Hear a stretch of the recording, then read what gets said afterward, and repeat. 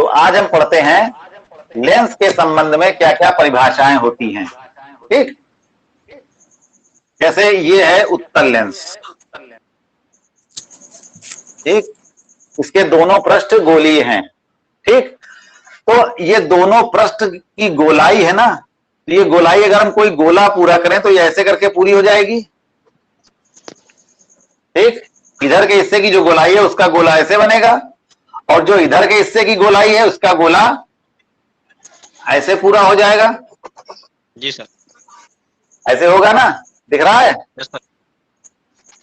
अच्छा, तो अब दो गोले हो गए, क्योंकि दोनों पृष्ठ गोली होते हैं, इसलिए यहां पर कितने गोले बनेंगे? दो गोले। तो इधर वाले गोले का जो केंद्र होगा ये वक्रता केंद्र होगा, और इधर वाले गोले का केंद्र एक इधर वक्रता केंद्र होगा। लेंस में जो होता है वो सब चीजें दो दो होती हैं। ठीक, तो इधर वाले वक्रता केंद्र को जो बाईं तरफ होता है उसको हम कहते हैं C1, और जो दाहिनी तरफ होता है इसको कहते हैं C2। वक्रता केंद्र को C कहते थे, दर्पण में पढ़ा था, गोली दर्पण में। तो ऐसे ही यहाँ पर भी जो वक्रता केंद्र होता है उसको हम C ही कहते हैं, और जो बाईं तरफ, क्योंकि इसमें दो पृष्ठ गोली होते हैं तो दोनों की गोलाई दोनों एक इधर होती है और एक उधर की तरफ होती है, तो एक केंद्र इधर होगा और एक केंद्र इधर होगा। तो इधर वाले केंद्र को हम C1 कहते हैं, यानी प्रथम वक्रता केंद्र कहते हैं, और इधर वाले को हम द्वितीय वक्रता केंद्र कहते हैं। ठीक, जी सर। तो ये हो गया C1, ये हो गया C2। तो वक्रता केंद्र की परिभाषा क्या हुई? गोलीय लेंसों के पृष्ठों की, या गोली लेंस के पृष्ठ जिस गोले का भाग होते हैं उस गोले के केंद्र को हम वक्रता केंद्र कहते हैं। तो इधर के पृष्ठ का वक्रता केंद्र इधर होगा, और इधर वाले पृष्ठ का वक्रता केंद्र इधर होगा। ठीक ठीक, दूसरी परिभाषा क्या है? मुख्य अक्ष। दोनों वक्रता केंद्रों को मिलाने वाली रेखा को हम मुख्य अक्ष कहते हैं। ठीक, कोई ऐसी रेखा हो जो इन दोनों वक्रता केंद्रों को मिलाती हुई चली जाए, तो ऐसी इस रेखा को हम कहते हैं मुख्य अक्ष। ठीक, लेंस के दोनों वक्रता केंद्रों से होकर जाने वाली रेखा को हम मुख्य अक्ष कहते हैं। ठीक, समझ में आया इतना? लेंसों के पृष्ठ जिस गोले का भाग होते हैं उस गोले के केंद्र को हम वक्रता केंद्र कहते हैं। दोनों वक्रता केंद्रों को मिलाने वाली रेखा को हम मुख्य अक्ष कहते हैं। अब तीसरा आता है, लेंस के मध्य में ये बिंदु होता है, इसको कहते हैं प्रकाशिक केंद्र, और इसको हम O से प्रदर्शित करते हैं। इसकी खासियत ये होती है, इस बिंदु की खासियत ये होती है कि यहां से होकर जाने वाली प्रकाश की किरण जो होती है वो सीधी चली जाती है बिना मुड़े। इस बिंदु से होकर जो भी किरण जाती है, कौन सा बिंदु? ये वाला, ये वाला बिंदु, इसको कहते हैं प्रकाशिक केंद्र। दर्पण में क्या कहते थे? यहाँ वाले मध्य बिंदु को हम ध्रुव कहते थे। तो यहां पर जो एक किरण जाती है इस बिंदु से होती हुई, तो ये बिल्कुल सीधी चली जाती है बिना विचलित हुए। तो इस बिंदु को हम कहते हैं लेंस का प्रकाशिक केंद्र, यानी लेंस के भीतर केंद्र में स्थित वह बिंदु जिससे होकर जाने वाली प्रकाश की किरण बिना विचलित हुए सीधी चली जाती है, तो इस बिंदु को हम लेंस का प्रकाशिक केंद्र कहते हैं। इसको कहते हैं प्रकाशिक केंद्र, अंग्रेजी में कहते हैं ऑप्टिकल सेंटर।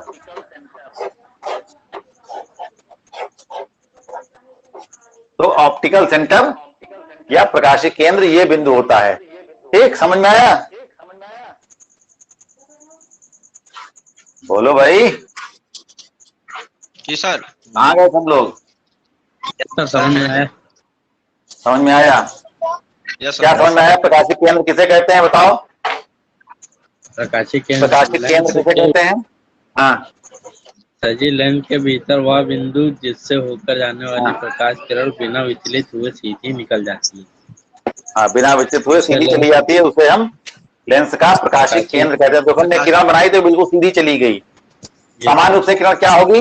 वो अपने रास्ते से विचलित होगी, क्योंकि अपवर्तन होगा उसमें। लेकिन जो किरण प्रकाशिक केंद्र से होकर जाती है उसमें अपवर्तन नहीं होता है। नहीं। ठीक। अच्छा, ये लेंस जो है ये हम तुमको साइड से दिखा रहे हैं तब ये ऐसा दिख रहा है। अगर हम सामने से देखेंगे तो हमको लेंस ऐसा ही दिखाई देगा, गोल दिखाई दे रहा अगर हम सामने से देखेंगे तो लेंस हमें गोल दिखाई देगा। दूरबीन वगैरह में तुमने लेंस लगा देखा है या मैग्नीफाइंग ग्लास देखा है, आवर्धक लेंस?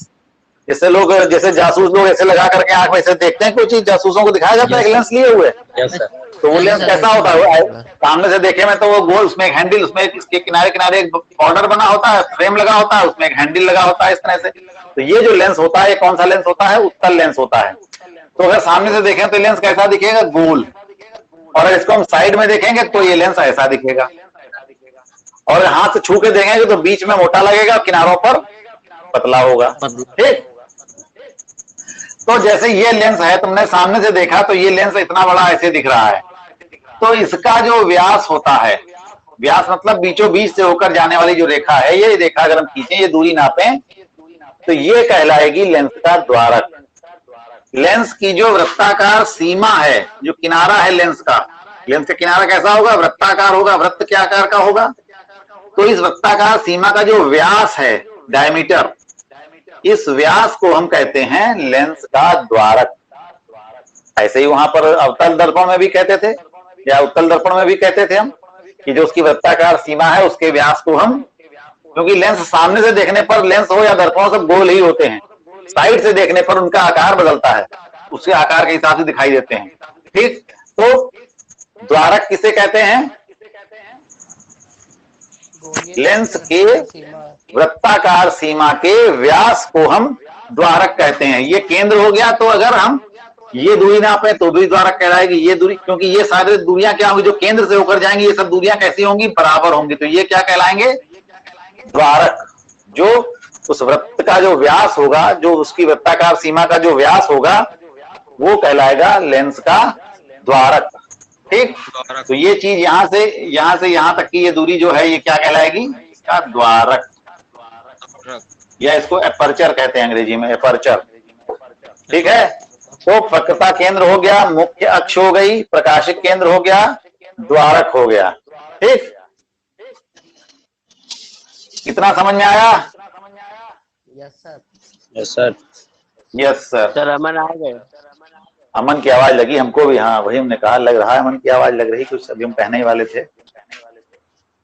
आ गए। तो देखो, ये है, ये क्या है? उत्तल लेंस। ठीक। ये क्या हुआ? इसकी मुख्य अक्ष। ठीक। अब एक बात आती है फोकस की। जैसे अवतल दर्पण में पढ़ा था, उत्तल दर्पण में पढ़ा था फोकस। तो फोकस क्या होता है? लेंस में भी फोकस होता है। फोकस किसे कहते हैं? अगर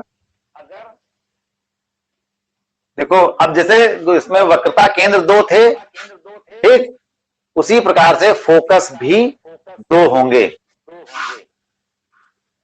लेंस में फोकस भी 2 होते हैं।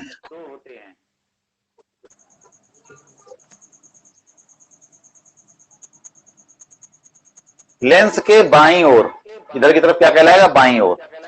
बाईं तरफ स्थित कोई ऐसा बिंदु जहां से चलने वाली प्रकाश की किरणें लेंस से अपवर्तन के पश्चात मुख्य अक्ष के समांतर हो जाती हैं। ठीक। अगर कि ये कोई ऐसा बिंदु है जहां से चलने वाली प्रकाश की किरणें मुख्य अक्ष के समांतर हो जा रही हैं, तो इस बिंदु को हम कहेंगे लेंस का प्रथम फोकस, F1। ठीक। लेंस के बाईं ओर मुख्य अक्ष पर स्थित वह बिंदु जहां से चलने वाली प्रकाश की किरणें लेंस से अपवर्तन के पश्चात मुख्य अक्ष के समांतर हो जाती हैं। बराबर नहीं, समांतर। समांतर ये ऐसे सब रेखाएं बराबर दूरी पर चलें, ये कहलाएंगे समांतर। समांतर रेखाएं क्या होती हैं? उस दिन बताया था कि सब जगहों पर इनकी दूरी क्या होगी? बराबर रहेगी। इनके बीच की दूरी, जितनी दूरी यहां है उतनी ही दूरी यहां पर, जैसे रेलगाड़ी की पटरियां, उनके बीच की दूरी सब जगह बराबर रहती है। तो समांतर हो जाती हैं, सब किरणें जो है वो समांतर हो जाती हैं। तो इस बिंदु को हम कहते हैं, किस बिंदु को? जिस बिंदु से किरण चल रही है, जिस बिंदु से किरणें निकल रही हैं, इस बिंदु को हम कहेंगे प्रथम फोकस। ठीक, समझ में आई बात कुछ? लेंस के बाईं ओर स्थित वह बिंदु जहां से चलने वाली प्रकाश की किरणें लेंस से अपवर्तन के पश्चात मुख्य अक्ष के समांतर हो जाती हैं, उस बिंदु को हम लेंस का प्रथम फोकस कहते हैं। ठीक, ये हो गया प्रथम फोकस। और अब इसका उल्टा बोलेंगे कि मुख्य अक्ष के समांतर आने वाली किरणें, मुख्य अक्ष के समांतर आने वाली किरणें लेंस से अपवर्तन के पश्चात मुख्य अक्ष के जिस बिंदु पर केंद्रित हो जाती हैं या मुख्य अक्ष के जिस बिंदु से होकर जाती हैं, इस बिंदु को हम कहते हैं लेंस का द्वितीय फोकस। ठीक, समांतर, मुख्य अक्ष के समांतर आने वाली किरणें लेंस से अपवर्तन के पश्चात मुख्य अक्ष के जिस बिंदु से होकर जाती हैं, उस बिंदु को हम कहते हैं लेंस का द्वितीय फोकस। ठीक, उसी का जस्ट उल्टा है। पहले किरणें इस बिंदु से निकल रही थी और बाद में समांतर हो गई थी। अब किरणें पहले से ही समांतर है तो सब एक बिंदु पे केंद्रित हो गई, या यूं कहें अगर ये जाएंगी तो इस बिंदु से होकर के ही जाएंगी। सब किरणें अलग अलग जो होंगी वो ऐसे ऐसे जाएंगी सब, तो सब इसी बिंदु से होकर के ही गुजरेंगी। तो इस बिंदु को हम कहेंगे लेंस का द्वितीय फोकस। ठीक, आया समझ में? बोलो। Yes sir. सर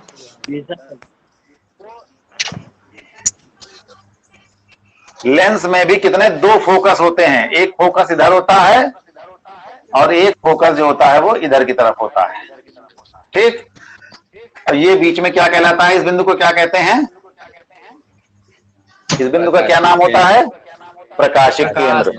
तो प्रकाशिक केंद्र से फोकस तक की दूरी जो होती है ये कहलाती है फोकस दूरी। फोकस दूरी, इसको कहते हैं फोकस दूरी।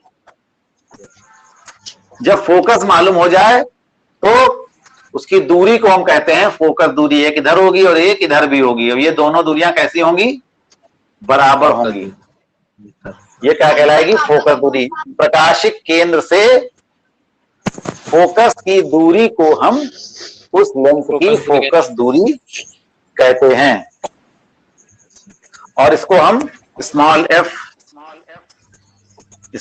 एफ से प्रदर्शित करते हैं। ठीक, तो ये तो सब हो गया उत्तल दर्पण के हिसाब से। अब अवतल दर्पण के हिसाब से क्या होगा? देखो, अभी तक जो कुछ भी तुमने पढ़ा वो क्या था? उत्तल दर्पण के हिसाब से। अब अवतल दर्पण में यही सब कैसे होगा? देखो, अवतल दर्पण ऐसे बनाया जाएगा। ठीक, इसका घेरा हम पूरा करेंगे तो इधर होगा, इसका घेरा पूरा करेंगे तो ये ऐसे आएगा। तो एक केंद्र यहां मिलेगा, एक केंद्र यहां कहीं पर मिलेगा। ठीक, तो ये क्या होगा? एक होगा C1, एक होगा C2। लेकिन अब यहां पर सब उल्टा हो जाता है। ठीक, यहां पर जो होता है वो सब उल्टा हो जाता है और इधर वाला हिस्सा जो होता है ये C2 कहलाएगा, इधर वाला हिस्सा जो होता है वो C1 कहलाएगा। ठीक, यानी प्रथम वक्रता केंद्र जो होगा वो दाहिनी तरफ होगा और द्वितीय वक्रता केंद्र जो होगा वो बाईं तरफ होगा।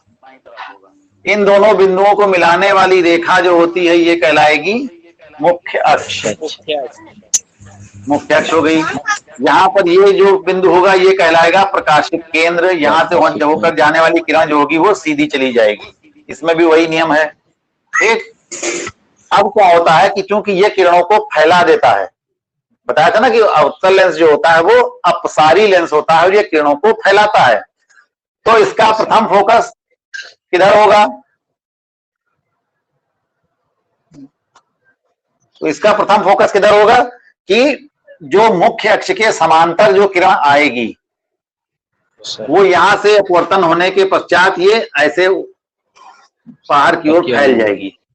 ठीक। Yes, sir. लेकिन पीछे बढ़ाने पर जो होगा ये यहां पर मिलती हुई दिखाई देगी, ठीक। Yes, sir. क्योंकि किरण ये ऊपर की ओर चली जाएगी तो मुख्य अक्ष को तो कहीं मिलेगी नहीं, Yes, sir. यहां से आई और उधर चली गई, मुख्य अक्ष से कोई मतलब ही नहीं रह गया, होगा ना।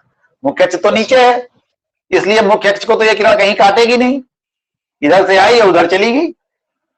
तो अब मुख्य अक्ष पे अगर हमें काटना है तो क्या करेंगे, इसको हम पीछे बढ़ाते हैं, इसको डॉट लाइन से हम पीछे बढ़ाते हैं तो हमें क्या दिखेगा कि ये किरण यहां पर आकर के मुख्य अक्ष को मिल रही है। तो ये बिंदु जो होगा इसका द्वितीय फोकस कहलाएगा। Yes, sir. देखो उत्तल लेंस में हमने तुमको ये बताया था कि समांतर जो किरण आती है वो मुख्य अक्ष के जिस बिंदु से होकर जाती है वो इसका द्वितीय फोकस कहलाता है, ठीक। Sir. ये कहलाता है इसका द्वितीय फोकस। ये समांतर आई इधर से गई तो मुख्य अक्ष में यहां पर मिली तो ये कहलाएगा F2 द्वितीय फोकस, ठीक। Yes, sir. तो ऐसे ही यहां पर भी जो किरण समांतर आई और ये ऐसे मुड़ गई तो पीछे बढ़ाने पर ये यहां से आती हुई प्रतीत होगी। इसमें क्या है कि ये इस बिंदु से होकर जा रही है और यहां पर इस बिंदु से आती हुई प्रतीत हो रही है। फोकस की परिभाषा में ये दो बातें बहुत ध्यान रखनी पड़ती हैं, एक तो होकर जा रही है और दूसरा आती हुई प्रतीत हो रही है। तो Yes, sir.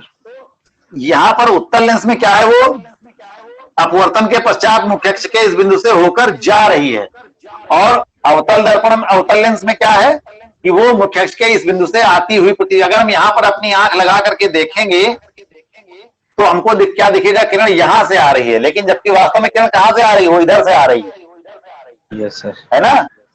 किरण कहां से आ रही है, इधर से आ रही है और यहां से टकराने के बाद वो मुड़ जा रही है। लेकिन हम जब यहां से अगर देखेंगे तो हमको ऐसा महसूस होगा कि किरण कहां से आ रही है, यहां से आ रही है, यहां से आती हुई प्रतीत होती है। इसलिए इस बिंदु को हम कहेंगे इस लेंस का द्वितीय फोकस। यहां पर भी क्या कहते थे, जिस बिंदु से होकर जा रही है उसको हम द्वितीय फोकस कहते थे, ठीक। Yes, sir. और मैं आई बात, तो इधर F2 हो गया, ऐसे ही इधर की तरफ क्या होगा, इधर की तरफ होगा F1, यहां पर होगा F1 F1, F1 यहां पर F1 होगा। तो एक तरफ F1 होगा और दूसरी तरफ F2 होगा। उत्तल और अवतल दर्पण में वक्रता केंद्र और फोकस परस्पर बदल जाते हैं। उत्तल लेंस में जो वक्रता केंद्र और प्रथम वक्रता केंद्र और प्रथम फोकस जो होता है वो बाईं ओर होता है और द्वितीय वक्रता केंद्र और द्वितीय फोकस दाहिनी तरफ होता है।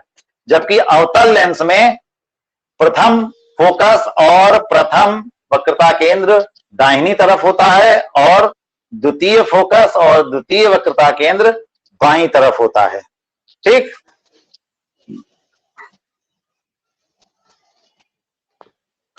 ऐसे ही अब इसको द्वितीय जो प्रथम फोकस है उसकी किरण आरेख कैसे बनेगा कि जो किरण इस फोकस बिंदु की सीध में आएगी, जैसे कोई किरण यहां से ऐसे आएगी तो ये क्या होगा, यहां से अपवर्तन के पश्चात मुख्य अक्ष के समांतर हो जाएगी। ऐसे यहां पर भी जो किरण ऐसे यहां से सीध मिलाओ फोकस की, तो ये अगर ऐसे किरण आएगी तो ये लेंस के बाद फिर क्या होगा, ऐसे मुड़ जाएगी और इसको आगे बढ़ाने पर ये यहां पर मिलेगी, ठीक। जो किरणें फोकस की सीध में आएंगी वो किरणें लेंस तक पहुंचने के बाद फिर मुख्य अक्ष के समांतर हो जाएंगी और इसको ऐसे बढ़ाने पर ये यहां पर मिलती हुई प्रतीत होंगी। तो इस बिंदु को हम कहेंगे इसका प्रथम फोकस। समझ में आया? Yes sir. तो ये कहलाएगा इसका प्रथम फोकस और प्रकाशिक केंद्र से दोनों फोकसों की दूरी जो होगी वो कहलाएगी फोकस दूरी। एक फोकस दूरी इधर होगी और एक फोकस दूरी इधर होगी और ये दोनों ही दूरियां कैसी होंगी, बराबर होंगी। ठीक है, इतना समझ में आया? जी सर। हाँ जी सर।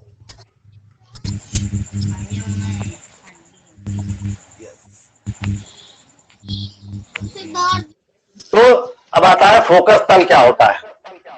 तो फोकस तल जैसे हमने बनाया उत्तल लेंस और ये हमने कहा कि इसका क्या है, द्वितीय फोकस है।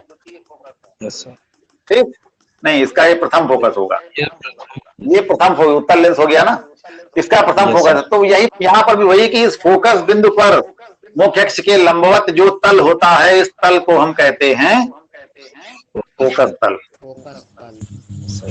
फोकस बिंदु पर, चाहे वो प्रथम फोकस पे हो चाहे द्वितीय फोकस पे हो, फोकस बिंदु पर मुख्य अक्ष के लंबवत जो तल होता है, उस तल को हम कहते हैं फोकस तल या फोकल प्लेन। ये सब कहलाएगा फोकस तल। अब ब्लैक बोर्ड पे बनाया जाएगा तो एक लकीर बनेगी, वैसे ये चौकोर भी हो सकता है, गोलाई में भी हो सकता है, किसी भी तरीके से हो सकता है, लेकिन अब ब्लैक बोर्ड पे दिखाएंगे तो हम ये कैसा होगा, एक लकीर जैसा ही दिखेगा। तो ये एक परिभाषा हो गई फोकस तल की, और एक हो गई थी द्वारक की। ठीक, ये तो ये सब परिभाषाएं समझ में आ गई। Yes sir. तो अब इसके बाद अब इस लेंस के द्वारा प्रतिबिंब बनाने के क्या क्या नियम होते हैं।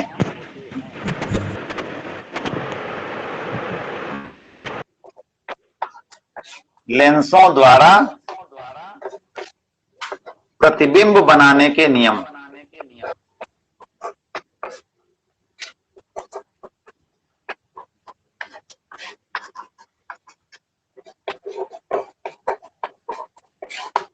वो नियम क्या क्या होते हैं?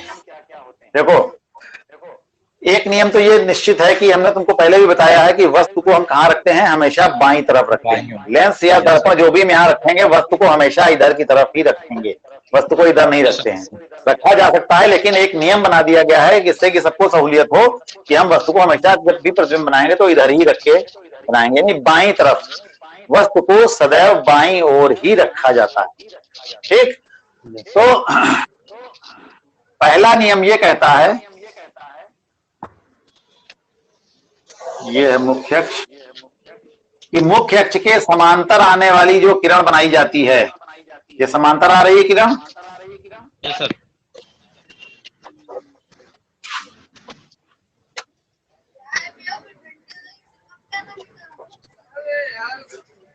ये किरण जो होती है लेंस से अपवर्तन के पश्चात हमेशा फोकस से होकर के ही जाती है। एक किरण ये बनाई जाएगी। जब भी हम कोई किरण आरेख बनाएंगे या प्रतिबिंब कहां पर बनेगा ये पता लगाना होगा हमको, तो हमने बताया था कि अवतल, जैसे अवतल दर्पण में क्या था कि कोई दो किरणें बनाते हैं कम से कम, क्योंकि दो जहां पर किरणें काटती हैं वहीं पर प्रतिबिंब बनता है। ठीक, तो पहली किरण हम कौन सी बनाते हैं? वो किरण बनाते हैं जो समांतर आती है, तो लेंस से अपवर्तन के बाद फोकस से होकर के जाती है। पहली किरण तो ये बनाई जाती है। ठीक, तो ये हो गया पहला नियम।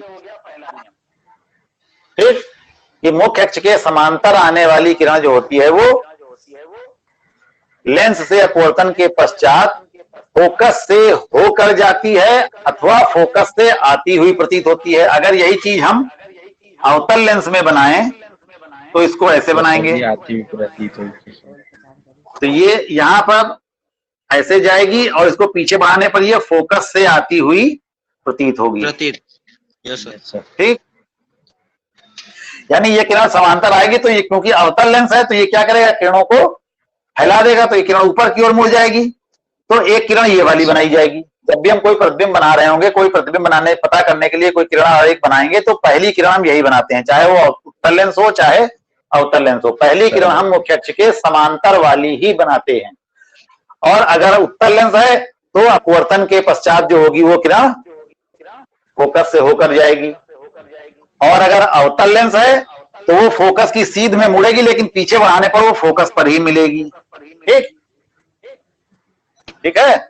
तो पहली किरण तो ये बनाई जाएगी। पहला नियम तो ये हो गया। क्या नियम हो गया? नियम क्या हुआ कि मुख्य अक्ष के समांतर आने वाली किरण लेंस से अपवर्तन के पश्चात मुख्य अक्ष के फोकस से होकर जाती है या फोकस से आती हुई प्रतीत होती है। उत्तल लेंस होगा तो होकर जाएगी और अवतल लेंस होगा तो फोकस से आती हुई प्रतीत होगी। ठीक है, तो पहला नियम तो ये हो गया। दूसरा नियम क्या होगा? दूसरी किरण हम कौन सी बनाएंगे?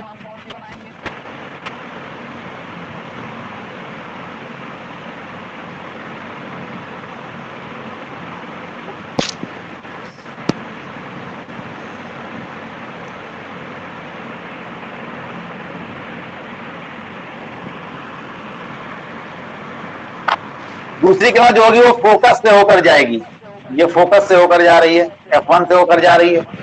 अब ये किरण जो होगी लेंस से अपवर्तन के पश्चात क्या होगी, मुख्य अक्ष के समांतर हो जाएगी। समांतर हो गई।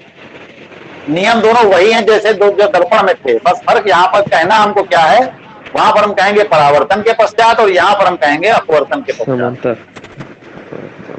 ठीक, यहाँ पर क्या होगा, फोकस से होकर जाने वाली किरण, फोकस से होकर जाने वाली किरण लेंस से अपवर्तन के पश्चात मुख्य अक्ष के समांतर हो जाती है। ऐसे ही अवतल दर्पण, अवतल लेंस में क्या होगा, फोकस की सीध में आने वाली किरण, अगर ये किरण आ रही है इसको आगे तक बढ़ाए तो क्या होगा, फोकस पर मिल जाएगी, लेकिन यहां तक आएगी किरण, इसके बाद फिर समांतर हो जाएगी। ठीक, जो किरण फोकस की सीध में आएगी ऐसे करके आए तो सीधे फोकस में मिले जा करके, लेकिन क्या होगा, किरण यहां से रास्ता बदल लेगी अपना तो ऐसे समांतर हो जाएगी और लगेगा कि ये यहाँ फोकस की सीध में आ रही थी, ये तो इसकी सीध कहां मिल रही है, फोकस पे जाकर के, लेकिन ये किरण क्या होगी, यहां से अपना रास्ता बदल देगी और अपवर्तन के पश्चात क्या होगा, मुख्य अक्ष के समांतर हो जाएगी। ऐसे ही ये किरण और बनाओ, जैसे ये किरण आएगी यहां से तो यहां से क्या होगा, समांतर हो जाएगी फिर, और इसको आगे बढ़ाए तो कहां मिलती हुई दिखाई देगी, फोकस। ठीक, तो फोकस से होकर जाने वाली किरण या फोकस से आती हुई प्रतीत होने वाली किरण जो होगी वो लेंस से अपवर्तन के पश्चात मुख्य अक्ष के समांतर हो जाती है। ठीक, तो दूसरा नियम ये है, प्रतिबिंब बनाने के लिए दूसरी किरण हम इसका इस्तेमाल करेंगे। पहली किरण हमेशा हम समांतर बनाते हैं, दूसरी किरण हमेशा फोकस से होकर ले जाते हैं। कुछ परिस्थितियों में फोकस से होकर के किरण हम नहीं बना सकते हैं, कुछ क्योंकि वस्तु ऐसी जगह पर रखी होती है कि फोकस से होकर जाने वाली किरण नहीं बन पाती है, तो ऐसी स्थिति में फिर हम एक तीसरा नियम है उसको इस्तेमाल करते हैं। वो तीसरा नियम क्या है, अभी तुमने पढ़ा है, जैसे प्रकाशिक केंद्र किसे कहते हैं, वही उसका तीसरा नियम है प्रतिबिंब बनाने का, कि जो किरण प्रकाशिक केंद्र से होकर जाएगी वो एकदम सीधी चली जाएगी बिना मुड़े। जो प्रकाशिक केंद्र से होकर जाएगी वो किरण बिना मुड़े सीधी चली जाएगी। तो अगर हमको फोकस से होकर जाने वाली किरण हम नहीं बना पा रहे हैं, कोई ऐसी स्थिति आ जाती है वस्तु की, तो उस स्थिति में हम प्रकाशिक केंद्र से होकर जाने वाली किरण बनाते हैं और वो किरण बिल्कुल सीधी बना देते हैं, बिना रुके चली जाती है। जैसे वहां पर हमने बताया था कि जो ध्रुव से होकर जाती है किरण, जो ध्रुव पर आकर के मिलती है, ध्रुव की सीध में होती है, वो किरण जो होती है वो उसी मार्ग पर वापस लौट जाती है, होता है ना, क्योंकि वहां परावर्तन हो रहा है तो वहां परावर्तन के बाद वो उसी रास्ते पर वापस चली जाएगी। यहाँ पर परावर्तन तो हो नहीं रहा, यहाँ पर तो अपवर्तन हो रहा है, तो ये किरण बिल्कुल सीधी निकलती चली जाएगी बिना मुड़े, यानी इस किरण में अपवर्तन नहीं होगा, ये किरण अपवर्तित नहीं होती है। बाकी सब किरणें जितनी भी आएंगी वो सारी किरणें अपवर्तित होंगी, लेकिन जो किरण प्रकाशिक केंद्र से होकर जाएगी वो किरण बिना विचलित हुए, बिना अपवर्तित हुए बिल्कुल सीधी चलती चली जाएगी, उसके रास्ते में कोई परिवर्तन नहीं आएगा। ठीक है, और चाहे अवतल लेंस होगा तब भी यही स्थिति होगी। ये प्रकाशिक केंद्र है तो इससे होकर जाने वाली जो किरण होगी वो हमेशा बिल्कुल सीधी चली जाएगी बिना मुड़े। ठीक, तो तीसरा नियम यह है। तो सामान्य रूप से जब भी हम कोई प्रतिबिंब बनाते हैं तो इन्हीं तीन नियमों में से कोई दो नियम, मुख्य रूप से ज्यादातर हम पहला और दूसरा नियम का इस्तेमाल करते हैं, विशेष परिस्थिति में हम तीसरे नियम का भी इस्तेमाल, तब हम दूसरे नियम का इस्तेमाल नहीं करेंगे। जब हम तीसरे नियम का इस्तेमाल करेंगे तो उस समय हम फिर दूसरे नियम का इस्तेमाल नहीं करते हैं। यानी कुल मिलाकर के हम इन पहला नियम तो हम लेंगे ही लेंगे और दूसरे और तीसरे में से कोई एक हम नियम का प्रयोग करके हम प्रतिबिंब बना सकते हैं, या कोई दो, इनमें से कोई भी दो नियम लेकर के हम प्रतिबिंब को बना सकते हैं, लेकिन सामान्य रूप से पहला और दूसरा का ही इस्तेमाल किया जाता है। ठीक, पहला नियम क्या होता है, जो किरण मुख्य अक्ष के समांतर होती है, लेंस से अपवर्तन के पश्चात वह किरण फोकस से होकर जाती है या फोकस से आती हुई प्रतीत होती है। दूसरा नियम क्या है, जो किरण फोकस से होकर जाती है या फोकस की सीध में आती है वह किरण लेंस से अपवर्तन के पश्चात मुख्य अक्ष के समांतर हो जाती है। तीसरा नियम, लेंस के प्रकाशिक केंद्र से होकर जाने वाली किरण बिना विचलित हुए अपने मार्ग पर सीधी चली जाती है। ठीक, तो ये तीन प्रकार के नियम होते हैं जिसके द्वारा विभिन्न प्रकार के प्रतिबिंब बनाए जाते हैं। ठीक, इतना समझ में आया? तो आज के लिए सिर्फ इतना ही। अब इसके आगे अब कल पढ़ाएंगे। ओके।